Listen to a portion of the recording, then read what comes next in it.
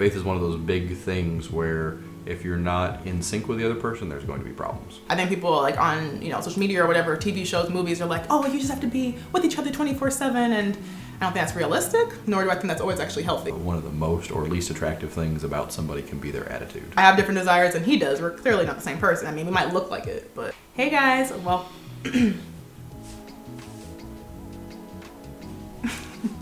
hey guys, welcome back to my channel. You are tuning with Cindy and John again. So this is my husband, for those of you who don't know him. We are going to do a little video together today. Are you excited? So excited. So excited. So as you guys may know, we have been married for 3 years now. We have learned a lot throughout the process and we've grown to be better in our marriage. So I'm gonna share some of the things we've been learning. So if you guys like it, give it a thumbs up and subscribe. The number one thing that's super important in any relationship is keeping God at the center. And that might look different for everybody, but we like to pray together. I pray for John when I'm not with him. We talk about God, we always have conversations regarding stuff. We go to church together. So for us, that's what that looks like. And I think that's really been helpful in our marriage. We can look at things from a godly perspective, which makes a difference. Yeah, having a similar perspective on things and sharing your faith with one another. Faith is one of those big things where if you're not in sync with the other person, there's going to be problems. Mm-hmm. So continuing to discuss that, pray together, and work together on those things helps you stay in alignment as you grow, because either you're growing or you're dying. Yep. And so if you're growing in your faith and the other person isn't, then you're going to start moving apart. Right. And hopefully, one day when you have children, you want to be able to be on the same page with raising them. And I think that keeps it, very neutralized. Not like, oh, he wants to do that and I want to do this. But if you're sharing the same core values in the faith, I think that's really important for your children to find that ease. Focusing on growing together is important. Mm-hmm. In all areas. So it's not just faith, but in other areas where you're looking out and, considering new ideas and thinking about things and working on stuff. You need to share that so that you grow together. Oh, yeah. There's been plenty of ideas of things that John felt was important for us as a couple that I necessarily didn't know much about or didn't understand, but because it was important to him, I thought that, okay, let me understand more of this so that we can understand it together and grow, whatever that is, if that's with cooking tools or certain things that helps us and vice versa. So, just working together in all aspects. I'll buy you your first Instant Pot. He did. And honestly, my rice has never been faster. Yeah, you're like, I don't know about this thing. I make rice fine. But now she likes it. But now I like it. How about dishwashers? Well, that one's a stretch. We can't talk to the internet about dishwashers. The dishwashers are nice, but it is a stretch sometimes. But anyways, the dishwashers have been helpful. And they work. Some dishwashers are stupid. It is important to discuss your priorities as a couple. So that looks different for everybody, obviously, but I think we just like to discuss what's important to us, the things we desire in our marriage, how we want to be able to communicate, if he wants to go do a certain activity or I want to, eat dinner out or whatever that is, we want to make sure you communicate that, because if you don't, you're not going to be on the same page. The other person can't read your mind. Mm-hmm. So you have to discuss priorities. And yes, you might want to do a dozen things that year, but there's only, money and time for so many of those things. Yeah. So you need to look at it and say, which of those are the most important things that we need to focus on, and which of those aren't that big a deal. Yeah. That, if we never do them, nobody cares. But if you try to, do your vision board or whatever, and you put everything on there and everything's super important, you're going to get very tired trying to chase all that. You need to pick the things that are the most critical and stay focused on that. Yep. So yeah, it's just important to make sure you're on the same page, and that's something we've been working on. Whether that's with my track career or something John's got going on with his job or whatever that is, we want to make sure we're always talking through with each other and just making sure the other person knows. Because sometimes I'll be like, wait, why doesn't he know that? I'm like, oh yeah, because I didn't tell him. So you gotta make sure you're actually verbally saying things, and I think that's been really helpful over these past 3 years for sure. Out loud with words, yeah. Yeah, not just by your emotions. Because I can do that sometimes. I'll be real, not intentionally, but so yes. And sometimes, for example, if I've got a big deadline at work, I'm not going to have time this week for whatever the things, going out to dinner or the things that we wanted to get done around the house as far as working on the home reno. This is just not going to be that week. It's not going to happen. So we're going to have to slip that a week. That's the priorities thing. It's not that we're not going to do it. It's just, it's not happening right now. And not honestly being mad at your partner if they can't do something you want them to do. That's something I think we had to work through is I have different desires than he does. We're clearly not the same person. We might look like it, but you know. Obviously. But we have things that we might want to do that the other person might not want to. But I think being like, okay, you know what? Even though I might not be that excited about this specific thing, this is the person I care about, so I'm going to do it. That's something I think is important, and vice versa. I mean, it should, you know, I'm not saying you expect that person to do that for you, but that goes into another point of you should want to always give more than receive. Yeah. So loving somebody is about what you can do for them, not what they can do for you. Mm-hmm. Right? And so you need to be thinking about what you can do for your person. And if they're thinking about what they can do for you at the same time, then it all works out and it's very balanced. Yeah.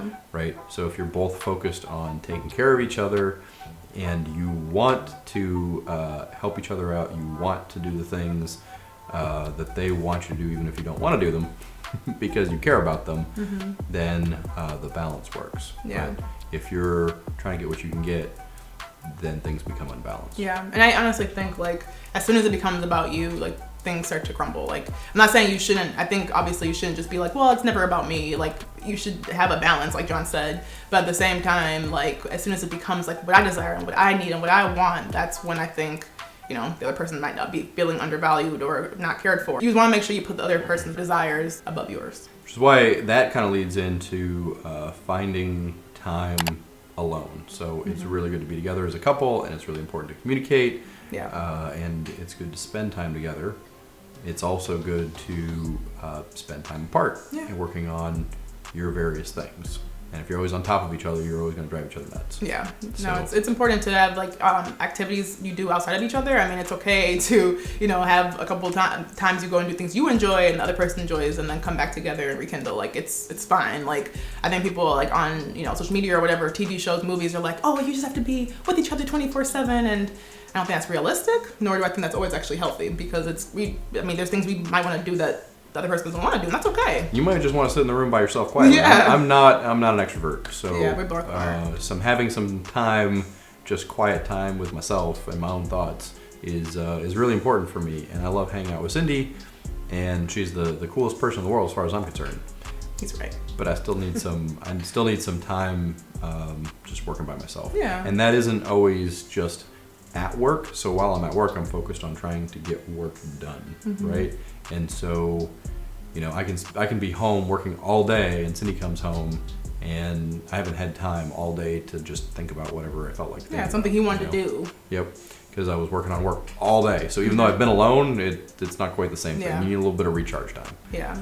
And I think it's easy for somebody like me, who maybe I had more recharge time because my career is different, to be like, okay, now it's time to hang out with me. Like, what you doing? And it's like, that's not very fair to him. So kind of like, you know, that goes back to the communication portion of making sure that person's feeling their needs met in whatever way that looks. Of course, vice versa. You know, sometimes I'm like, hey, let's do this thing or that thing. And Cindy's like, I want to work on cutting a video. And It doesn't necessarily mean we don't love to be or hang out with that person. It just, we want to get other things done that time. Yep. So I need to be understanding of that as well, which is, okay, you have a priority, you have something you're trying to get done. Cool. I'll find something else. Yep. And that's okay. Yep. So one of the things that we've been discussing recently is how important attitude is.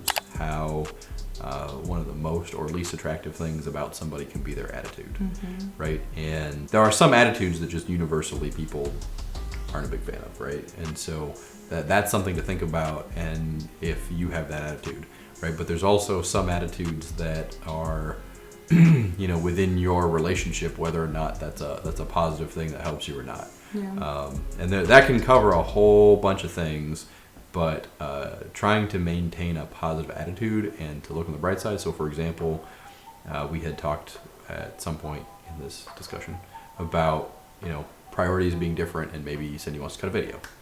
And I can choose to be irritated that she doesn't want to drop everything that she's doing right then and there and hang out with me. Or I can say, okay, cool, she's got that going on, so here's an opportunity for me to do this, this, and this. It's good to communicate. For example, this week we were doing something where we're like, hey, at this time we're going to do dinner, right? And both of us were working on stuff and not really watching the clock. And so we definitely started on dinner later than we had planned on starting on dinner. Yeah, but he came and reminded me. Yep. So I think there's definitely areas for improvement, things that we need to do better and get on. One of the big ones is our freezer.